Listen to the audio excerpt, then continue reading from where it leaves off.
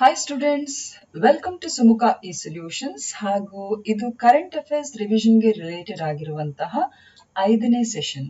Okay, so ಈ revision classes definite ಆಗಿ ನಮ್ಮ ಮುಂಬರುವಂತಹ ತಿಂಗಳುಗಳಲ್ಲಿ ಅಂದ್ರೆ ಮುಂದಿನ ತಿಂಗಳುಗಳಲ್ಲಿ ಬರುವಂತಹ ಈ CTI, PSI, group C exams ನ ಕರೆಂಟ್ ಅಫೇರ್ಸ್ ಪ್ರಿಪರೇಷನ್ಗೆ ಇದು ಡೆಫಿನೆಟ್ ಆಗಿ ನಿಮಗೆ ಹೆಲ್ಪ್ ಆಗ್ತಿದೆ ಅಂತ ಹೇಳ್ತಾ ಇವತ್ತಿನ ಸೆಷನ್ ಅನ್ನು ನಾವು ಪ್ರಾರಂಭ ಮಾಡ್ತಾ ಇದ್ದೇವೆ. ಹಾಗೂ goupsc.com ಅಂತ ಹೇಳುವಂತ ನಮ್ಮ ವೆಬ್ಸೈಟ್ ಏನಿದೆ, ಇದರಲ್ಲಿ ಸಂಪೂರ್ಣವಾಗಿರುವಂತಹ ಡೀಟೇಲ್ಡ್ ಮಾಹಿತಿಯು, ಟೆಸ್ಟ್ ಸೀರೀಸ್ಗಳು, ಸ್ಟಡಿ ಮೆಟೀರಿಯಲ್ ಎಲ್ಲ ಕೂಡ ಲಭ್ಯ ಇದೆ. ಸೊ ಕರೆಂಟ್ ಅಫೇರ್ಸ್ಗೆ ಹೇಳಿ ಮಾಡಿಸಿದ ವೆಬ್ಸೈಟ್ ಅಂತ ನಾವಿಲ್ಲಿ ಹೇಳ್ಬೋದು. ಸೊ ಇಷ್ಟು ಹೇಳ್ತಾ ಡೆಫಿನೆಟ್ ಆಗಿ ಈ ನಮ್ಮ ಸೆಷನ್ ಅನ್ನು ನಾವು ಪ್ರಾರಂಭ ಮಾಡ್ತೇವೆ. ಸೊ ಮೊದಲನೇ ಈ ಒಂದು ಸೆಷನ್ ಬೇಸಿಕಲಿ ಇಂಡಿಯನ್ ಪಾಲಿಟಿ ಮತ್ತು ಗವರ್ನೆನ್ಸ್ಗೆ ಸಂಬಂಧಿಸಿದ ವಿಷಯವಾಗಿದೆ. ಸೊ ಹಾಗಾಗಿ ಸುಮಾರು 18ರಿಂದ 19 ಕ್ವೆಶ್ಚನ್ಸ್ ಇದೆ. ನಾನು ಏನ್ ಹೇಳ್ತಾ ಇದ್ದೀನಿ ಅಂತ ಹೇಳಿದ್ರೆ, I request the students to kindly note down. ನಿಮ್ಮ ಆಯ್ಕೆಯನ್ನು ಕೂಡ ಒಂದು ರೀತಿಯಲ್ಲಿ ನೀವು ಬರ್ಕೊಂಡು ಕೊನೆಯದಾಗಿ ಈ 18 ಪ್ರಶ್ನೆಗಳಲ್ಲಿ ಎಷ್ಟು ಪಾಯಿಂಟ್ಸ್ ನಿಮಗೆ ಬರ್ತದೆ ಅಂತ ಹೇಳಿ ನಿಮ್ಮನ್ನೇ ನೀವು ಅಸೆಸ್ ಮಾಡ್ಕೊಳ್ಳಿ. ಎಲ್ಲೋ ಒಂದು ರೀತಿ ನಿಮ್ಮ ತಯಾರಿಗೆ ಇದೊಂದು ಸ್ಫೂರ್ತಿ ಆಗ್ಬಹುದು ಅಂತ ನಾವು ಹೇಳ್ಬೋದು. Let me start the session. ಮೊದಲನೇ question, procedure for the amendment of the constitution is taken from ಇದು ಫ್ರಾಮ್ ಆಗಬೇಕು. ಸಂವಿಧಾನದ ತಿದ್ದುಪಡಿಯ ವಿಧಾನವನ್ನು ಯಾವ ದೇಶದ ಸಂವಿಧಾನದಿಂದ ಎರವಲು ಪಡೆಯಲಾಗಿದೆ ಅಥವಾ ತೆಗೆದುಕೊಳ್ಳಲಾಗಿದೆ. ಹಾಗೆಯೇ ಹೊಸದಾಗಿ ನೋಡುವವರಿಗೆ ಇಲ್ಲೊಂದು ಸೂಚನೆ ಇದೆ. ಇಲ್ಲಿ ನೋಡಿ, ರೈಟ್ ಹ್ಯಾಂಡ್ ಸೈಡ್ ಕಾರ್ನರ್ ಅಲ್ಲಿ 16/1/2023 ಅಂತ ಇದೆ. ಅಂದ್ರೆ ಈ ವಿಷಯಕ್ಕೆ ಸಂಬಂಧಿಸಿದ ಪರಿಪೂರ್ಣ ಮಾಹಿತಿ ನಮ್ಮ ರೆಗ್ಯುಲರ್ ವಿಡಿಯೋಸ್ಗಳಲ್ಲಿ ನೀವು ನೋಡಬಹುದು. ಓಕೆ, ಯಾವುದೇ ಕ್ವೆಶ್ಚನ್ ಮೇಲೆ ನಿಮ್ಗೆ ಎಲ್ಲಿಯಾದ್ರೂ ಇನ್ನೂ ಹೆಚ್ಚುವರಿ ಮಾಹಿತಿ ಬೇಕಾದಲ್ಲಿ ಮೇಲ್ಕಾಣಿಸಿದ ದಿನಾಂಕಗಳು ಅಂದ್ರೆ ಪ್ರಶ್ನೆಗಳ ಮೇಲಿರುವಂತಹ ಈ ದಿನಾಂಕಗಳ ನಮ್ಮ ರೆಗ್ಯುಲರ್ ವಿಡಿಯೋಸ್ ಅನ್ನು ನೀವು ನೋಡ್ಕೊಂಡ್ರೆ ಡೆಫಿನೆಟ್ ಆಗಿ ನಿಮ್ಗೆ ಇದು ಅಂದ್ರೆ ಆ ವಿಷಯದ ಬಗ್ಗೆ ಸಂಪೂರ್ಣ ಮಾಹಿತಿಯಲ್ಲಿ ತಿಳ್ಕೊಳ್ಳಿಕ್ಕೆ ಅಲ್ಲಿ ಸಾಧ್ಯ ಆಗುತ್ತೆ. ಓಕೆ, ಈ ಪ್ರಶ್ನೆಗೆ ಈಗ ಉತ್ತರ ಕೊಡಿ.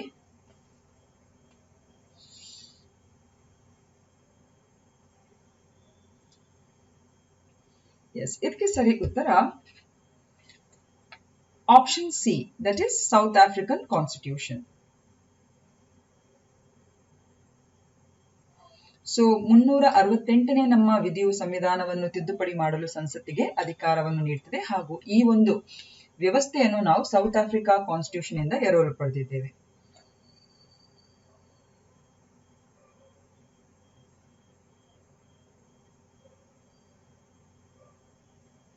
ಎರಡನೇದು, Manipur, Meghalaya and Tripura were conferred statehood based on which act?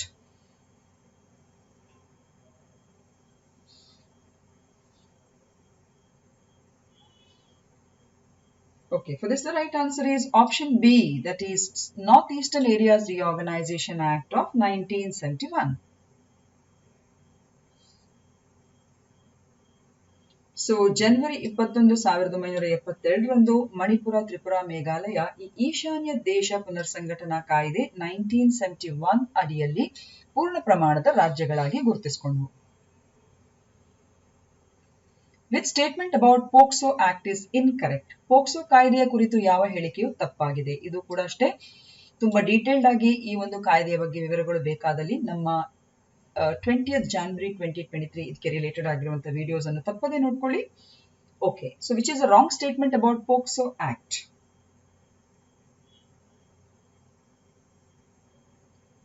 Okay, so ಕಾಯ್ದೆಯ ಅಡಿಯಲ್ಲಿ ಗರಿಷ್ಠ ಅವಧಿಯ ಒಂದು ಶಿಕ್ಷೆ ಅಂತ ಹೇಳಿದ್ರೆ 20 ವರ್ಷ ಅಂತ ಹೇಳಿ ಮೆನ್ಷನ್ ಮಾಡಿದ್ದೇವೆ. ಇದು ಪೋಕ್ಸೋ ಕಾಯ್ದೆಗೆ ಸಂಬಂಧಿಸಿದಾಗಿ ತಪ್ಪಾಗಿರುವಂತಹ ಹೇಳಿಕೆ. ಇದರ ಅರ್ಥ ಉಳಿದ ಎಲ್ಲ ಪಾಯಿಂಟ್ಸ್ಗಳು A, B ಮತ್ತು D ಆಪ್ಷನ್ಸ್ ನ ವಿಷಯಗಳು ಪೋಕ್ಸೋ ರಿಲೇಟೆಡ್ ಆಗಿ ಅದು ಕರೆಕ್ಟ್ ಆಗಿರುವಂತಹ ಸ್ಟೇಟ್ಮೆಂಟ್. ಸೊ ಇಲ್ಲಿ ನಾವು ರಾಂಗ್ ಸ್ಟೇಟ್ಮೆಂಟ್ ಅನ್ನು ಕೇಳಿದ್ದೇವೆ. The maximum term of punishment under the act is life imprisonment ಅಥವಾ ಜೀವಾವಧಿ ಶಿಕ್ಷೆ, ನಾಟ್ 20 years. ಫೋರ್ತ್ ಕ್ವೆಶ್ಚನ್, ಭಾರತೀಯ ನೌಕಾಪಡೆಗೆ ಸಂಬಂಧಿಸಿದಂತೆ ಈ ಕೆಳಗಿನ ಯಾವ ಜೋಡಿ ಸರಿಯಾಗಿದೆ ಅಂತ ಇದೆ. ಇದು ಕೂಡ ಅಷ್ಟೇ ನಮ್ಮ ಈ ದಿನದ ವಿಡಿಯೋವನ್ನು ನೀವು ಗಮನಿಸಿದ್ರೆ ಇಡೀ ನಮ್ಮ ಭಾರತೀಯ ನೌಕಾಪಡೆಗೆ ಸಂಬಂಧಿಸಿದ ಇಡೀ ನಮ್ಮ ಒಂದು ಸ್ಟ್ರೆಂತ್ ಏನಿದೆ, ಸಬ್ಮೆರಿನ್ಸ್, ಫ್ರಿಗೇಟ್ಸ್, ಡಿಸ್ಟ್ರಾಯರ್ಸ್, ವಾರ್ಶಿಪ್ಸ್ ಎಲ್ಲದರ ಬಗ್ಗೆ ಮಾಹಿತಿ ಇದೆ. So kindly go through that video. Okay, ಒಂದು ಜೋಡಿ ಮಾತ್ರ ಇಲ್ಲಿ ಕರೆಕ್ಟ್ ಆಗಿದೆ. ಸೊ ಯಾವ ಜೋಡಿ ಕರೆಕ್ಟ್ ಆಗಿದೆ ಅಂತ ಇಲ್ಲಿ ನೀವು ನೋಡಬಹುದು. ಒನ್ ಪೇರ್ ಇಸ್ ಕರೆಕ್ಟ್ ಯಾವುದು ಅಂತ ಹೇಳಿದ್ರೆ ಪ್ರಾಜೆಕ್ಟ್ 17A ಅಂತ ಹೇಳಿದ್ರೆ ಅದು ಫ್ರಿಗೇಟ್ಸ್ ಗಳಿಗೆ ಸಂಬಂಧಿಸಿದ್ದು, ಪ್ರಾಜೆಕ್ಟ್ 75 ಅಂತ ಹೇಳಿದ್ರೆ ಅದು ಸಬ್ಮೆರಿನ್ಸ್ ಗೆ ಸಂಬಂಧಿಸಿದ್ದು, ಹಾಗೂ ಪ್ರಾಜೆಕ್ಟ್ 15B ಅಂತ ಹೇಳಿದ್ರೆ ಅದು ಡಿಸ್ಟ್ರಾಯರ್ಸ್ ಗೆ ಸಂಬಂಧಿಸಿದ್ದು. ಓಕೆ, ಸೊ ಹಾಗಾಗಿ ಇಲ್ಲಿ ಒಂದು ಪೇರ್ ಮಾತ್ರ ಕರೆಕ್ಟ್.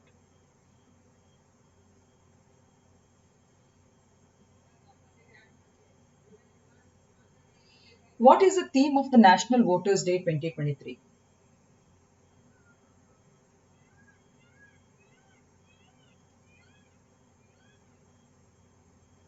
ಓಕೆ, ಇದಕ್ಕೆ ಸರಿ ಉತ್ತರ option B, nothing like voting, I vote for sure. ಮತದಾನದ ಹಾಗೆ ಏನೂ ಇಲ್ಲ, ನಾನು ಖಚಿತವಾಗಿ ಮತ ಹಾಕ್ತೇನೆ.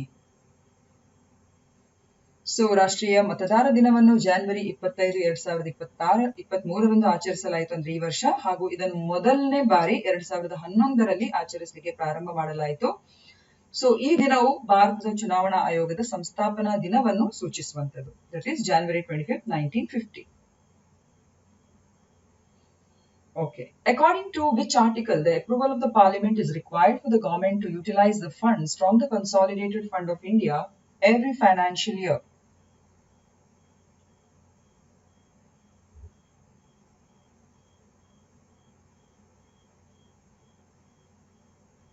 Okay, it is sahi uttara option A, that is 266(1) article.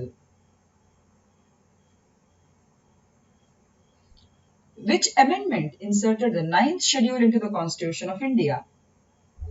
Direct ಮತ್ತು simple questions ಇದು.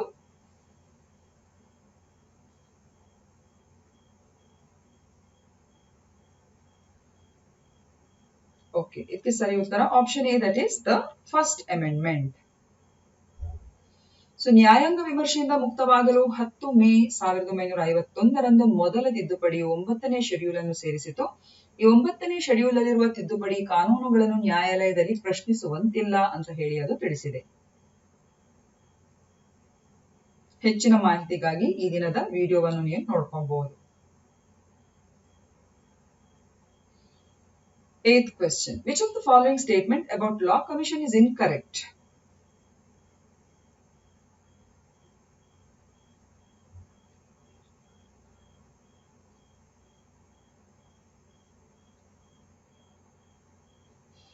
ಓಕೆ, ಇದಕ್ಕೆ ಸರಿ ಉತ್ತರ ಆಪ್ಷನ್ ಎ. ಇದೊಂದು ಶಾಸನಬದ್ಧ ಸಂಸ್ಥೆ ಅಂತ ಹೇಳಿ ಮೆನ್ಷನ್ ಮಾಡಿದ್ದೇವೆ. That is wrong. ಇದರ ಅರ್ಥ ಉಳಿದ ಎಲ್ಲಾ ಸ್ಟೇಟ್ಮೆಂಟ್ಗಳು ಕೂಡ ಸರಿಯಾಗಿವೆ. ಹಾಗಿದ್ರೆ ಲಾ commission is a statutory body ಅಂತ ಇದೆ. That is wrong. ಅದು ಶಾಸನಬದ್ಧವಲ್ಲದಂತ ಒಂದು ಸಂಸ್ಥೆಯಾಗಿದೆ.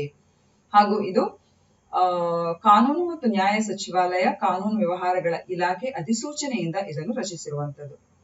ಈ ಸ್ವತಂತ್ರ ಭಾರತದ ಮೊದಲ ಕಾನೂನು ಆಯೋಗವನ್ನು 1955ರಲ್ಲಿ ಆಗಿನ ಅಟಾರ್ನಿ ಜನರಲ್ ಆಫ್ ಇಂಡಿಯಾ ಆದಂತ ಶ್ರೀ MC ಸೆಟಲ್ವಾಡ್ ಅವರ ಅಧ್ಯಕ್ಷತೆಯಲ್ಲಿ ಸ್ಥಾಪಿಸಲಾಯಿತು. ನವೆಂಬರ್ 7, 2022 ಅಂದು ನ್ಯಾಯಮೂರ್ತಿ ಋತುರಾಜ್ ಅವಸ್ಥಿ ಅವರನ್ನು 22ನೇ ಕಾನೂನು ಆಯೋಗದ ಅಧ್ಯಕ್ಷರನ್ನಾಗಿ ನೇಮಿಸಲಾಗಿದೆ. So please note that law commission is not a statutory body. 9ನೇ ಪ್ರಶ್ನೆ. Which protocol advocated for criminalizing the money laundering in the year 2000?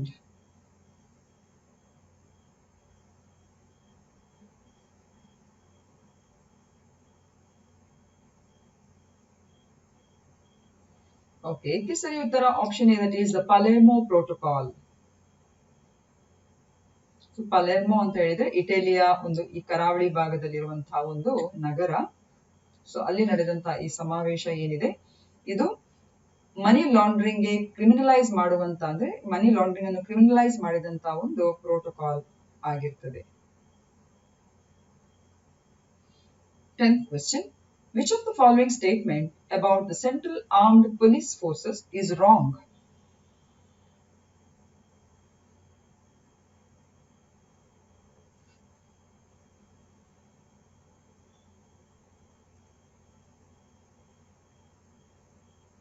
ಇದರ ಪ್ರಶ್ನೆ ಕೊಡುವಾಗ ನೋಡಿ ತುಂಬಾ ಅಂದ್ರೆ ಲಾಂಗ್ ಸ್ಟೇಟ್ಮೆಂಟ್ಸ್, ದೀರ್ಘವಾಗಿರುವಂತಹ ಈ ಸ್ಟೇಟ್ಮೆಂಟ್ಸ್ ಟೈಪ್ ಅಲ್ಲಿ ಕೊಡುವಾಗ ತುಂಬಾನೇ ಕೇರ್ಫುಲ್ ಇಂದ ಇದನ್ನ ಅಸೆಸ್ ಮಾಡಬೇಕಾಗುತ್ತೆ. ಸಮಯದ ಅಭಾವ ಕೂಡ ಇರುವ ಕಾರಣ ತುಂಬಾನೇ ಫೋಕಸ್ಡ್ ಆಗಿ ನೀವು ಪ್ರತಿ ಕ್ವೆಶ್ಚನ್ ಅನ್ನು ನೀವು ಅಟೆಂಪ್ಟ್ ಮಾಡಬೇಕಾಗುತ್ತೆ. ಓಕೆ, ಸೊ ಇಲ್ಲಿ ನೀವು ನೋಡಬಹುದು ಈ ಸ್ಟೇಟ್ಮೆಂಟ್ ಏನಿದೆ, ಸ್ಟೇಟ್ಮೆಂಟ್ ಎ ರಾಂಗ್ ಆಗಿದೆ. ಓಕೆ, ಉಳಿದ ಎಲ್ಲಾ ಸ್ಟೇಟ್ಮೆಂಟ್ಸ್ ಗಳು ಕೂಡ ಸೆಂಟ್ರಲ್ ಆರ್ಮ್ ಪೊಲೀಸ್ ಫೋರ್ಸಸ್ ಗೆ ಸಂಬಂಧಿಸಿದಾಗೆ ಸರಿಯಾಗಿರುವಂತದ್ದು. ಹಾಗಿದ್ರೆ ಏನು ರಾಂಗ್ ಆಗಿರುವಂತ statement? It is under CRPF, not under BSF.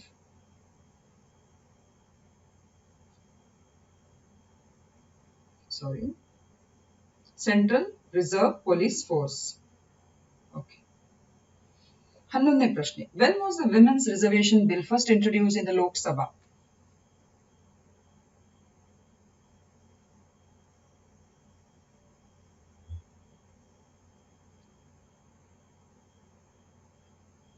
Okay, for this the right answer is option B, that is 1996.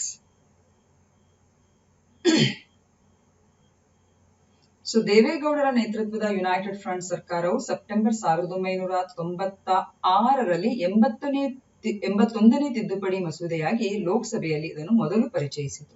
Remember this. Okay.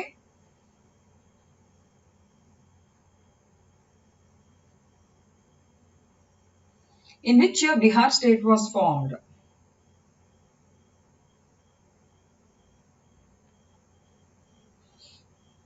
ಇದು ಕೂಡ ಅಷ್ಟೇ. ಇಲ್ಲಿ ಎಲ್ಲ ಇಸವಿಗಳು ನೀವು ನೋಡಿದ್ರೆ ಸ್ವಾತಂತ್ರ್ಯ ಪೂರ್ವ ಇಸವಿಗಳು. ಸೊ ಹಾಗಾಗಿ ನಿಮ್ಗೆ ಕನ್ಫ್ಯೂಸ್ ಆಗ್ಬಹುದು ಇದು ಹೇಗೆ ಏನು ಅಂತ ಹೇಳಿಬಿಟ್ಟು. So for more details about this question you should watch the video dated 22nd March 2023. Okay. So ಇದಕ್ಕೆ ಸರಿ ಉತ್ತರ option B, that is 1912.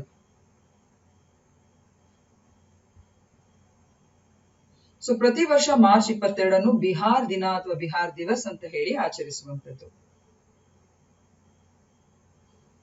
Which article is invoked to disqualify the membership of a convicted and sentenced MP?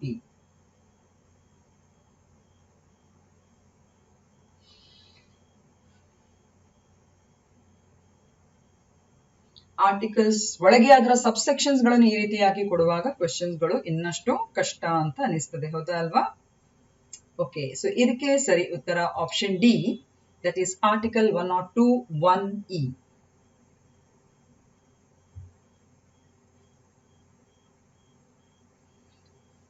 So ಇಲ್ಲಿ ನಾವು ನೋಡಬಹುದು basic qualification, disqualification criteria for N MLA.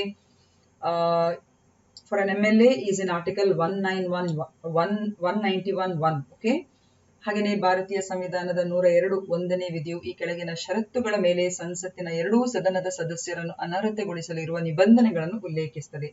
1, ಅವರು ರಾಜ್ಯ ಸರ್ಕಾರ ಅಥವಾ ಭಾರತ ಸರ್ಕಾರ ಅಂದ್ರೆ ಕೇಂದ್ರ ಸರ್ಕಾರದ ಅಡಿಯಲ್ಲಿ ಯಾವುದೇ ಲಾಭದಾಯಕ ಕಚೇರಿಯನ್ನು ಹೊಂದಿದ್ದರೆ, ಸಕ್ಷಮ ನ್ಯಾಯಾಲಯದಿಂದ ಅವರ ಅಸ್ತಿತ್ವ ಮನಸ್ಸಿನವರು ಅಂತ ಹೇಳಿ ಘೋಷಣೆಯಾದರೆ, ಸಂಸದರು ದಿವಾಳಿ ಆದರೆ, ಹಾಗೂ ಭಾರತದ ಪೌರತ್ವ ಅವರದು ರದ್ದಾಗಿ ಅಥವಾ ವಿದೇಶಿ ರಾಜ್ಯದ ಪೌರತ್ವವನ್ನು ಅವರು ಸ್ವಯಂ ಪ್ರೇರಣೆಯಿಂದ ಅವರು ಪಡೆದ್ರೆ, ಯಾವುದೇ ಕಾನೂನು ಅಥವಾ ಸಂಸತ್ತು ಮಾಡಿದ ಯಾವುದೇ ಕಾನೂನಿನ ಅಡಿಯಲ್ಲಿ ಅವರು ಅನರ್ಹಗೊಂಡ ಎಲ್ಲ ಕಾರಣಗಳಿಂದ ಅವರಿಗೆ ಡಿಸ್ಕ್ವಾಲಿಫಿಕೇಶನ್ ಆಗುವಂತ ಒಂದು ನಿಬಂಧನೆಗಳನ್ನು ಅದು ಉಲ್ಲೇಖಿಸುತ್ತದೆ.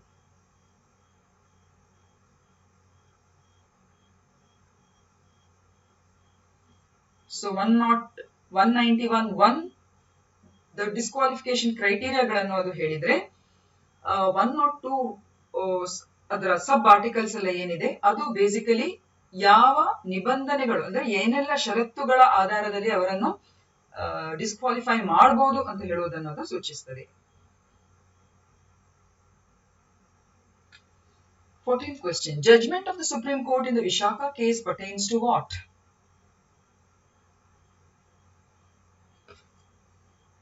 ವಿಶಾಖ ಕೇಸ್ ಅಂತ ಹೇಳಿದ್ರೆ ಅದೊಂದು ಬಾರಿ ಐತಿಹಾಸಿಕ ತೀರ್ಪು ಕೊಟ್ಟಂತಹ ಒಂದು ಕೇಸ್.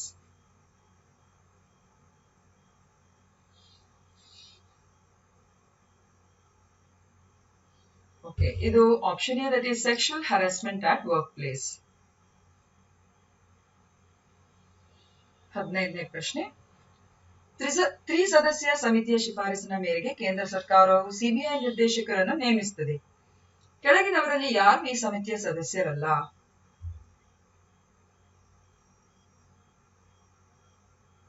ಇದಕ್ಕೆ ಸರಿ ಉತ್ತರ ಆಪ್ಷನ್ ಡಿ, ದಟ್ ಈಸ್ ಕೇಂದ್ರ ಗೃಹ ಸಚಿವರು ಇದರ ಸದಸ್ಯರಲ್ಲ.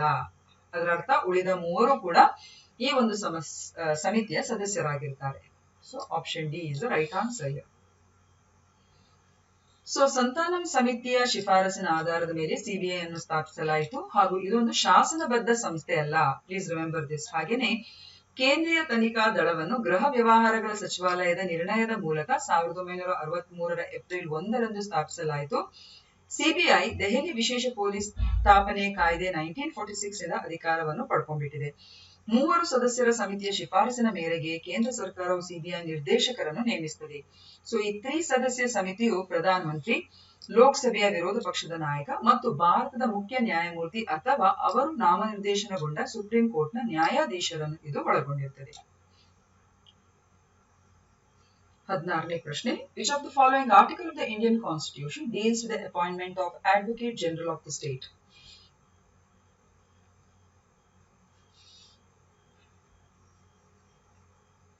Okay, it is option C, that is Article 165. So article 76 ಭಾರತದ ಅಟಾರ್ನಿ ಜನರಲ್ ಕಚೇರಿಯನ್ನು ಅದು ಒದಗಿಸಿದೆ. 17ನೇ ಪ್ರಶ್ನೆ. ಈ ಕೆಳಗಿನ ಹೇಳಿಕೆಗಳನ್ನು ಪರಿಗಣಿಸಿ. ಮೇಘಾಲಯವು 1971 ನಲ್ಲಿ ರಾಜ್ಯದ ಸ್ಥಾನಮಾನವನ್ನು ಪಡೆಯಿತು. ಮೇಘಾಲಯ ತನ್ನ ಗಡಿಯನ್ನು ಅಸ್ಸಾಂ ಮತ್ತು ತ್ರಿಪುರಾದೊಂದಿಗೆ ಹಂಚಿಕೊಂಡಿದೆ. So which options are right? Which option is right?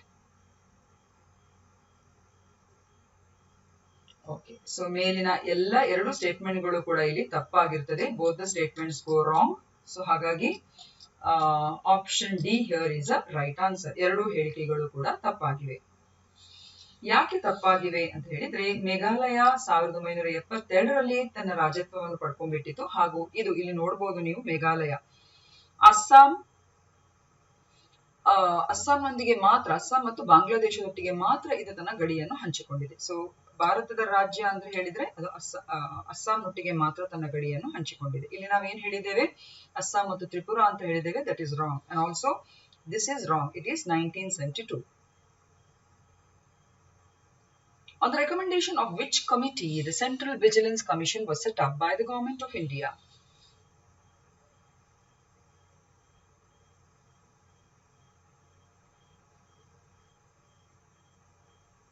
Yes, for this the right answer is option C, that is K Santanam Committee.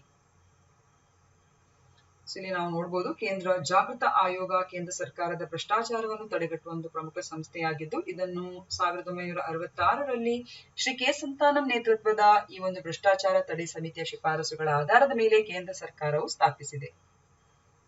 So ಇಲ್ಲಿ ನಾವು ನೋಡಬಹುದು ಆರ್ಟಿಕಲ್ ಮತ್ತು ಅದಕ್ಕೆ ಸಂಬಂಧಿಸಿದ ಕಾನ್ಸ್ಟಿಟ್ಯೂಷನಲ್ ಬಾಡಿ, ಯಾವ ಆರ್ಟಿಕಲ್ ಮೇರೆಗೆ ಆ ಕಾನ್ಸ್ಟಿಟ್ಯೂಷನಲ್ ಬಾಡಿಯನ್ನು ಸ್ಥಾಪಿಸಲಾಗಿದೆ ಅಂತ ಹೇಳಿಬಿಟ್ಟು. ಸೊ ಇದೊಂದು ನಿಮ್ಮ ಮಾಹಿತಿಗೆ ಇಲ್ಲಿ ನಾವು ಹಾಕೊಂಡಿದ್ದೇವೆ. ಸೊ ಸ್ಟೂಡೆಂಟ್ಸ್, ಇವತ್ತಿನ ಸೆಷನ್ ಇಲ್ಲಿಗೆ ಮುಗಿಯಿತು.